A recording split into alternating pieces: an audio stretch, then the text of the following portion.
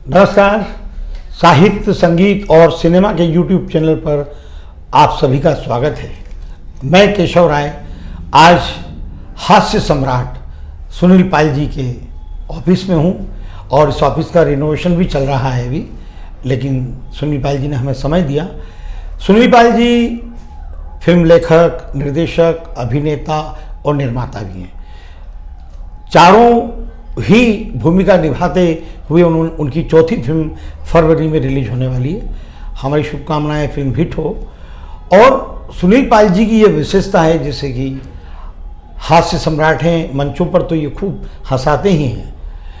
हमारे हिंदी के कार्यक्रम में जो 14 सितंबर को इस्कॉन में हिंदी दिवस पर जो कार्यक्रम होता है, पिछले कई वर्षों से सुनील पाल जी 14 सितंबर को निश्चित रूप से कार्यक्रम में आते हैं। कार्यक्रम शुरू होता है, अंतर्राष्ट्रीय परिसंवाद होता है, विद्वान साहित्यकार अपनी अपनी बात कहते हैं, लेकिन हर पीढ़ी के जो बच्चे हैं या बुजुर्ग हैं, कईयों को बहुत आनंद आता है, लेकिन जो युवा पीढ़ी है, कई बच्चे कहीं ना कहीं थोड़ी उनको नींद सी आने लगती है। लेकिन जब सुनील पाल जी का आगमन मंच पर होता है तो वो 1 घंटे तक इतना हंसाते हैं कि जितना खाया पिया है सब पच जाता है लोगों का, इस तरह से हंसते हैं।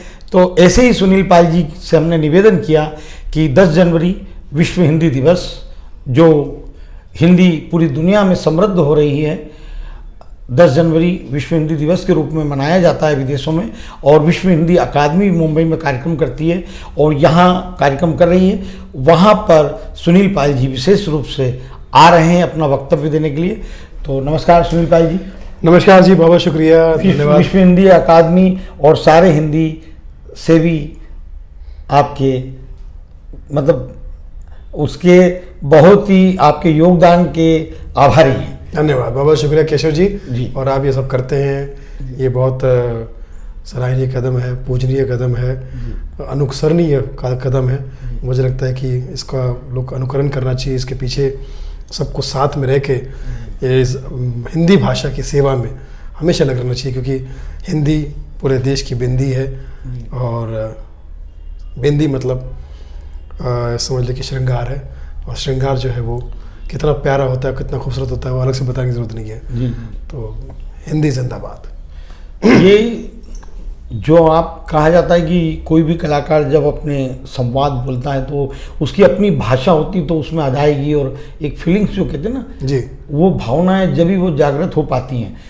आप जब मंच पर देश विदेश में जब प्रोग्राम करते हैं तो हिंदी का उसमें कितनी बड़ी भूमिका होती है? देखिए, हिंदी दिवस से मेरा एक बहुत दिल से रिलेशन है, उसका संबंध है। इंग्लिश आते जाते है बीच में, क्योंकि हम लोग इसको भी एक हिंदी ही मानते हैं। ये चलिए चिंदी है, एक शुद्ध हिंदी, एक इंग्लिश, और दोनों के बीच में जो मिली जुली लैंग्वेज है वो चिंदी है, मतलब चालू हिंदी। तो लेकिन क्या करें, आजकल हर आदमी चालू हो गया है, हर चीज़ चालू हो गई है।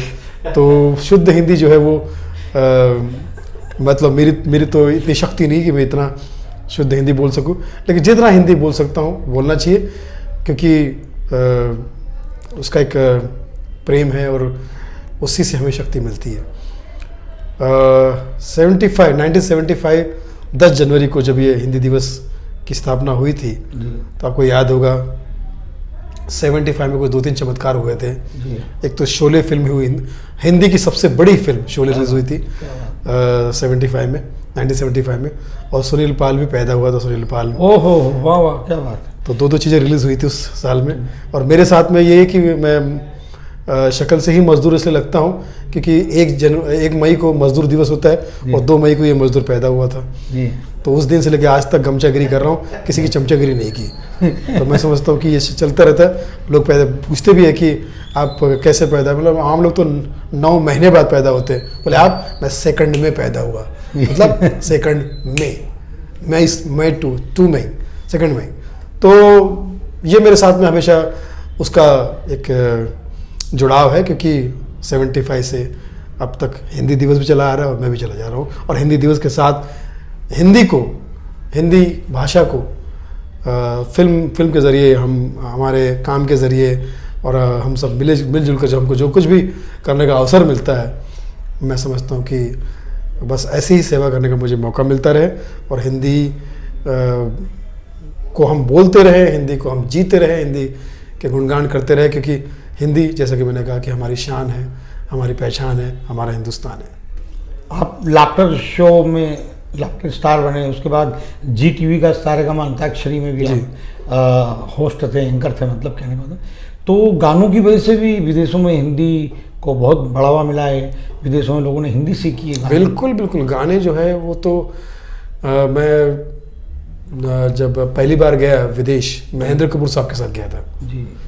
मेरे देश की धरती सोना उगले उगले हीरे मोती, मेरे देश की धरती।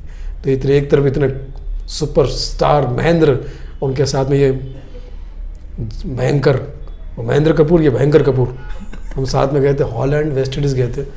बहुत अच्छा शो हुआ और वहाँ पर हिंदी में मैंने मिमिक्री की, कॉमेडी की। तब पता चला कि देश के बाहर हिंदी को बहुत पसंद किया जाता है, बहुत मिस किया जाता है। वहाँ पर उल्टा हिंदी लोग अंग्रेज़ भी सीख रहे हैं और यहाँ हमारे हिंदी वाले अंग्रेज़ी सीख रहे हैं, इतना फ़र्क है।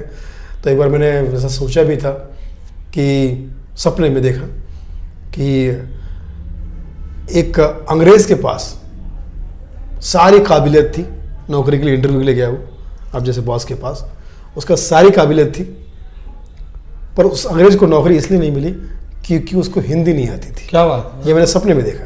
सपने में उसके बाद जैसे मैं उठा तो मैंने हकीकत में क्या देखा कि एक आदमी के पास सारी काबिलियत थी हिंदुस्तान में, पर उसको नौकरी इसलिए नहीं मिली क्योंकि उसको इंग्लिश नहीं आती थी जी। वहाँ उसको इसलिए अंग्रेज़ को नौकरी नहीं मिली क्योंकि उसको हिंदी नहीं आती थी। यहाँ हिंदुस्तानी को हिंदुस्तान में नौकरी इसलिए नहीं मिली क्योंकि उसको इंग्लिश नहीं आती थी। वो सपना था, ये हकीकत है। Reality is more dangerous than fiction, कहते हैं ना, सच कल्पना से ज़्यादा खतरनाक होता है। जी। तो ये सच है आजकल हिंदी का, लेकिन क्या करें, हमको हिंदी आप जैसे विद्वान लोगों से और सभी लोगों से प्रेरणा लेके और जितना हम लोग हिंदी के लिए, हिंदी के साथ रहे, वही हमारी शान, हमारी पहचान है। हम कुछ उन पे हिंदी के लिए कुछ अलग से फेवर नहीं कर रहे या उन पे कुछ, वो हमारे ही लिए है। आपने 4 फिल्में बनाई है, मैंने सुना है कि जैसे आप भी देवनागरी में ही स्क्रिप्ट लेते हैं जी।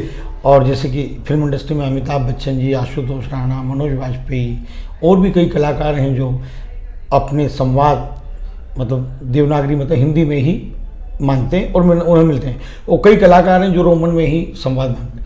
मैंने सुना है कि आपकी 4 जो फिल्में, चारों फिल्मों में आपने देवनागरी हिंदी में ही स्क्रिप्ट। बिल्कुल, देखिए क्या है, जैसे रोमन है जी, उसके नाम में ही मन का रोना आता है। जिस भाषा को लिखते ही मन रोने लगे, क्या फायदा।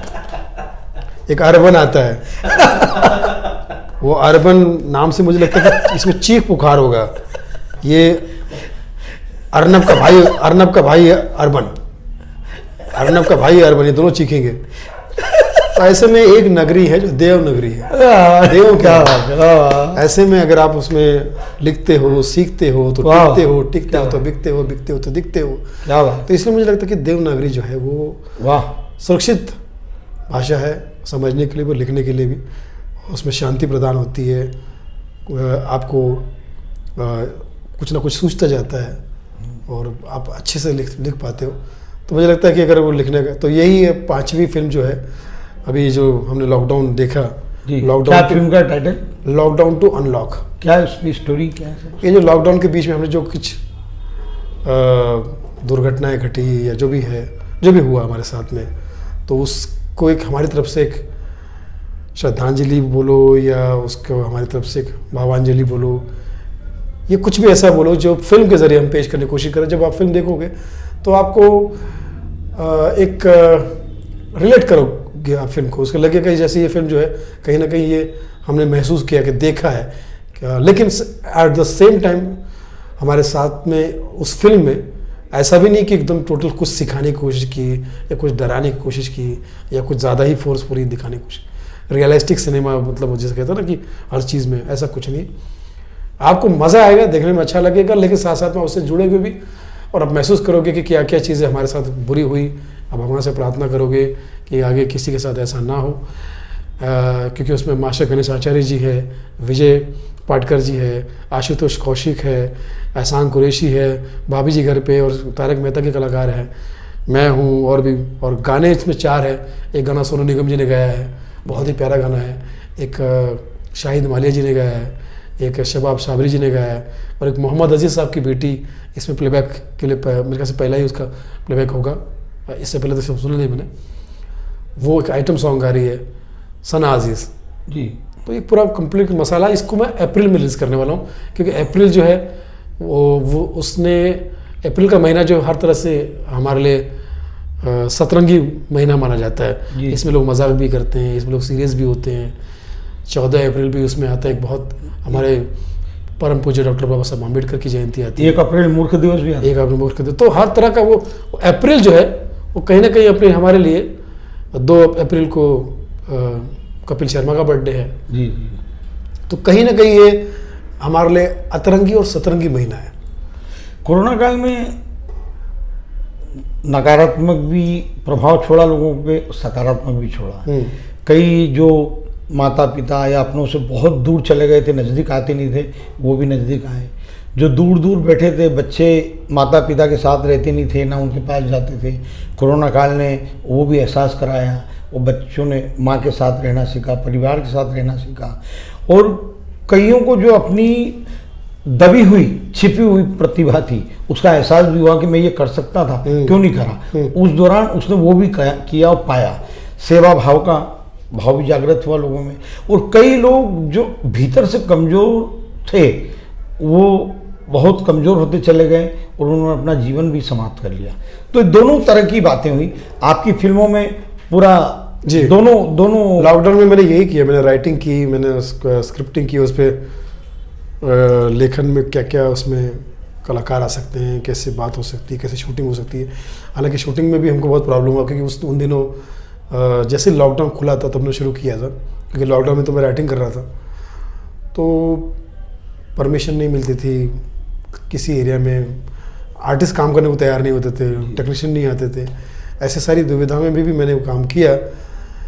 तो ये एक मेरी तरफ से एक कोशिश रहेगी कि हम जितने हमारे चाहने वाले अपने जो हमसे दूर चले गए और जो दुर्गतियां हमने वहाँ पर देखी है, चाहे मज़दूरों के लिए हो, चाहे कलाकारों के लिए हो, चाहे, तो उसको भी हमने इसमें इनकॉर्पोरेट करने की कोशिश की।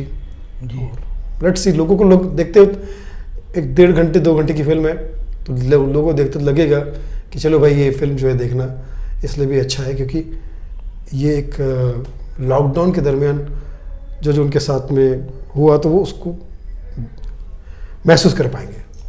ये जो आपने, जब आपके मंचों पर प्रस्तुतियाँ होती हैं तो 1-1 घंटे का आपका 1.5 2-2 घंटे के प्रोग्राम देखें, लगातार चलते हैं और लगातार आप हंसाते रहते हैं, तो उसके संवाद लिखने में हिंदी की भूमिका बहुत बड़ी होती है। बहुत बड़ी।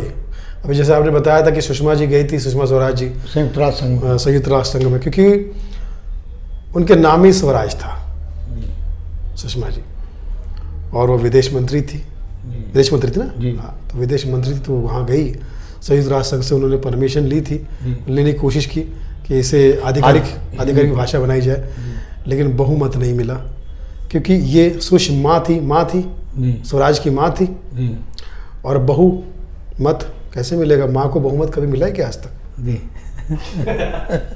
तो इस वजह से वो बात बन नहीं पाई, क्योंकि बहू बोलती कि नहीं तेरी माँ की बात नहीं मानूंगी मैं, और माँ कहती बहू की बात नहीं मानूंगी मैं। तो माँ और बहू का जो झगड़ा हमारे हिंदी और इंग्लिश के टाइप का रहा है हमेशा। तो वो हुआ तो सुषमा जी ने कहा यार मेरे हिंदी को तुम आधिकारिक भाषा नहीं दे रहे हो, तो बोले अब क्या करें, कैसे करें? तो अंग्रेज़ों ने कहा कोई बात नहीं,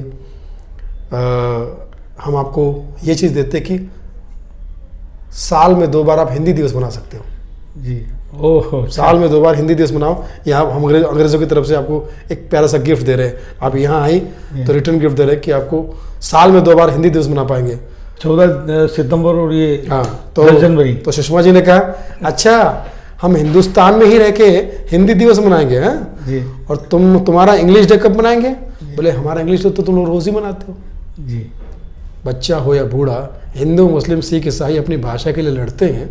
हिंदू मुस्लिम सिख ईसाई अपने भाषा के लिए लड़ते हैं, जबकि उनके मासूम बच्चे खुद इंग्लिश मीडियम में पढ़ते हैं। क्या बात है ना? तो बोले हमारी इंग्लिश का डे तो तुम रोज़ मनाते हो, और रोज़ ये भी मनाते हो कि इंग्लिश हमें आती जाए, तो तुम्हारे पास तो आता ही जा रहा जी। तो बोले एक काम कीजिए सुषमा जी, जी बहस को यहीं ख़त्म करते हैं।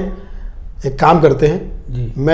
हम अंग्रेज़ लोग क्या करते हैं, जी यूएस पूरा करते हैं, आपके हिंदुस्तान में जी हम 5-6 अंग्रेज़ आते हैं जी और आप हिंदुस्तानियों को जी हिंदी सिखाते हैं। जी हिंदी कोचिंग क्लासेस हम शुरू करते हैं। जी।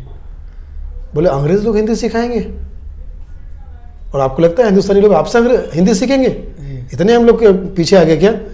बोले सुषमा जी माफ़ करना, अब आप हिंदुस्तानी जो कुछ भी सीखोगे ना, चाहे वो हिंदी क्यों ना हो, अब आप हम अंग्रेज़ों से ही सीखोगे। हिंदी हिंदुस्तानियों से और हिंदियों से कोई नहीं सीखेगा। जो भी हिंदुस्तान में होगा अब सिर्फ अंग्रेज़ी में ही होगा। क्या बात। तो हैप्पी हिंदी डे, हिंदी दिवस में मुबारक हो। सर का ऐसा कहना है सुनील पाल जी का कि जैसे 1975 में जैसे बताया कि आपका जन्म था, उसी समय क्या 1975 में नागपुर में पहला विश्व हिंदी सम्मेलन हुआ था, और उसके बाद 2006 में मनमोहन सिंह जी ने, अच्छा नागपुर में होता, वहीं की पैदाइश भी हूँ मैं। नागपुर में ही पैदा, हाँ वहीं की पैदाइश भी हूँ मैं। इनको हिंदी से बहुत देखिए बहुत हिंदी ज्यादा से मेरा जन्मजात का रिश्ता है जी। तो हिंदी मेरे लिए फरिश्ता है, जी। क्योंकि हिंदी का मेरे साथ जन्मजात का रिश्ता जन्मजात का रिश्ता है। और फिर सुषमा स्वराज जी जब विदेश मंत्री थी तो संयुक्त राष्ट्र संघ में आपने हिंदी में अपना भाषण दिया था, और वही कहा था कि अभी तक जो 6 संयुक्त राष्ट्र संघ की भाषा हैं, तो ये 7वीं भाषा हिंदी आधिकारिक भाषा हो, इसके लिए जो भी खर्चा हो भारत सरकार उठाने को तैयार है। तो ये उस प्रसंग पर सुनील पाल जी ने कहा था। और नागपुर में इसीलिए इनकी और भी रुचि रहती है कि विश्व हिंदी सम्मेलन की शुरुआत नागपुर से हुई, जहां आपका जन्म हुआ है। तो आपको और गर्व महसूस होता है कि ये विश्व हिंदी दिवस 10 जनवरी को जो मनता है, नागपुर से उसकी यात्रा शुरू होकर पूरे विश्व में। तो सुनील पाल जी 10 तारीख को आपको सभी सुनने वाले हैं, पूरी दुनिया में जूम पर भी जाएगा, लाइव पर चलेगा ये कार्यक्रम, और मुक्ति फाउंडेशन अंधेरी 4 बंगला में ये कार्यक्रम होगा, जहां सर की विशेष प्रस्तुति होगी। सर बहुत चार्ज करते हैं, लेकिन यहाँ पर सारे इस पूरे लॉकडाउन में सिर्फ मोबाइल चार्ज किया मैंने, और कुछ चार्ज नहीं किया। हाँ, और ये चार्ज करने का मौका आया तो 10 जनवरी हिंदी दिवस आ गया। जाते जाते यही कहूँगा कि मेरे अधिक वीडियो देखने के लिए आप जैसे सर के देख रहे हैं, वैसे सुनील पाल ऑफिशियल यूट्यूब चैनल है, वहाँ भी देखिएगा। और अमित शाह के अंदाज में मैं सबको शुभकामनाएं दे देता हूँ। देखिए भारतीय जनता पार्टी ने आज भी इस बात पे समर्थन दिया है कि हिंदी एक सर्वोत्तम भाषा है, और सर्वोत्तम भाषा जो है भारतीय जनता पार्टी जो भी करेगी समर्थन के साथ करेगी, और पूरे देश का समर्थन हिंदी दिवस को मिलेगा, क्योंकि हिंदी हमारी मातृभाषा है। और हमको अब तो पितृभाषा भी है, अब तो पिताजी भी यही बोलते हैं, बंधु भाषा भी है। केवल दीदी की भाषा जो है हिंदी नहीं है, बंगाली है, लेकिन वो भी हमारे साथ में रहेगी, क्योंकि अब हम बढ़ चुके हैं। तो हिंदी बादशाह है, हिंदी शहंशाह है, मैं तो कहता हूँ हिंदी अमित शाह है। आप कानून के साथ में कीजिए, कानून आपके साथ में है। लॉ के लिए हम कुछ भी करेगा, लेकिन कानून मत तोड़िएगा, नहीं तो कानून आपको तोड़ सकता है। धन्यवाद। जुमलेबाजी से बचिए। धन्यवाद। धन्यवाद सर। तो आप सुन रहे थे सुनील पाल जी को। अब